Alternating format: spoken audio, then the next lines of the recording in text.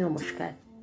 আজ আমি আপনাদের সাথে দীঘা থেকে কলকাতা ফেরার পথে আমার কিছু ভালো লাগা জিনিস শেয়ার করতে এসেছি।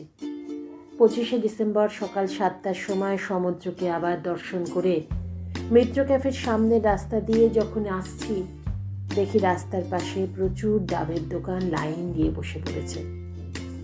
ধীরে ধীরে ভ্রমণপ্রেমী লোকেদের ভিড়ও বেড়ে চলেছে। এই অপরূপ দৃশ্য দেখে ফেরার পথে কিছু দূর আসার পর রাস্তার বাম পাশে দীঘা স্টেশন পিছনে ফেলে বিশাল এলাকা জুড়ে নির্মায়মান অপূর্ব সুন্দর জগন্নাথ মন্দির দেখতে দেখতে যখন সামনের দিকে এগিয়ে চলেছি, দেখি সামনে রাস্তার ধারে গুড় তৈরি হচ্ছে। শীতের সকালে খেজুর রস জাল দিয়ে ঝোলা গুড়, পাটালি গুড় তৈরির এরম দৃশ্য আমাদের শহর বাজারে বিরল। তাই আর অপেক্ষা না করে সোজা চলে গেলাম গুড়ের দোকানে। কিনে নিলাম আমাদের সকলের খুব পছন্দের পাটালি গুড়। জেনে নিলাম কিভাবে গুড় তৈরি হচ্ছে। পাটালি গুড়, ছোলা না দাও, কত ঘন্টা লাগে ফুটতে? একটা জানতে পারলাম 3-4 ঘন্টা লাগবে। ফুটে ফুটে ফুটে ফুটে লাল হবে, দিয়ে দিয়ে তখন মিষ্টি হবে বেশি। ও, আর পাটালিটা কি করে করো কাকা? ওই পাটালিটা দেখাও একটু। এইগুলো কি কালার? আর এইটা হচ্ছে আসল। ও মানে এটাই কোনো মেডিসিন এটাই কোনো কালার দেওয়া নেই না। ও, এটা কালার ছাড়া পাটালি, আসল পাটালি। আর ওইটা কালার সহ? কি কালার দিয়েছো? ফুড কালার নাকি? তাই ঘুরে দেওয়ার কালার পাওয়া যায়? বাবা, অদ্ভুত তো, দেখলাম যে প্রথম।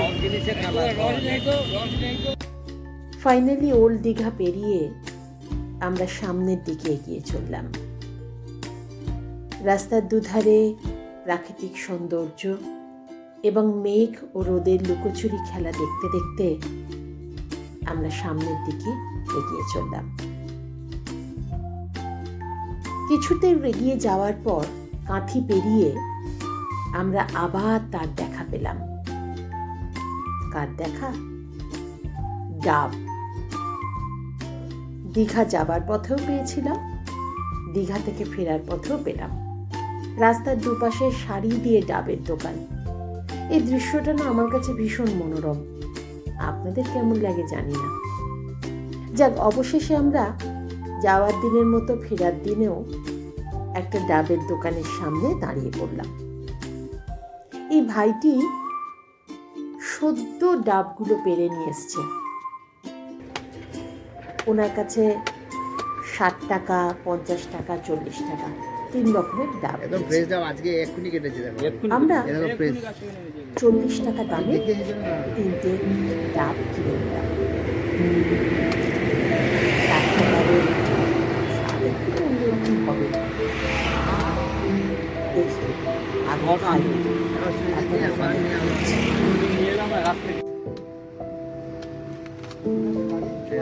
খুব যত্ন করে আমাদেরকে ডাব দিলেন। ডাব খেলাম, সত্যি অপূর্ব স্বাদ।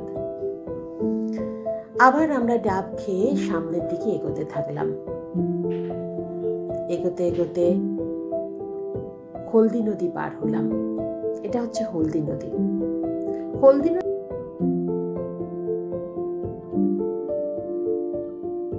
হলদি নদী পার হয়ে কোলাঘাটের কাছে বাম দিকে আমরা এক্সপ্রেস ফুড প্লাজাতে দুপুরের লাঞ্চ সেরে আবার সামনের দিকে এগিয়ে চললাম।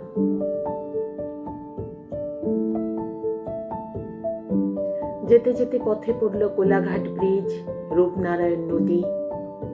আর এই রূপনারায়ণ নদী দেখে মনে পড়ে গেল সুনীল গঙ্গোপাধ্যায়ের লেখা আমার সব আপনজন কবিতার দুটো লাইন। রূপনারায়ণ নদীর পাশে কতবার ঘুমিয়েছি, জেগে উঠেছি আমি। আর দামোদর ঠিক যেন আমার স্বদেশী আমলের জেল খাটা জ্যাঠামশাই। আরো কিছু দূর এগিয়ে এলো দ্বিতীয় হুগলি সেতু, যা সন্ধ্যার আলোকসজ্জায় সজ্জিত হয়ে উঠেছিল অপরূপ সুন্দর। তার রূপ দেখতে দেখতে আমরা মুগ্ধ হয়ে আমাদের গন্তব্যের দিকে এগোতে লাগলাম। সেদিন ছিল 25শে ডিসেম্বর, তাই আমাদের প্রাণের শহর কলকাতার বিভিন্ন জায়গা বিভিন্ন আলোকসজ্জায় সজ্জিত হয়ে উঠেছিল। আর সেই অপরূপ সৌন্দর্য উপভোগ করতে করতে আমরা কখন যে আমাদের গন্তব্যে পৌঁছে গেলাম সেটা নিজেরাই বুঝতে পারিনি। আবার ঢুকে পড়লাম আমাদের বাঁধা জীবনের ছকে। আজ এইটুকুই। ধন্যবাদ। সবাই সুস্থ থাকুন, ভালো থাকুন। আবার দেখা হবে আরেকটি ভিডিওতে।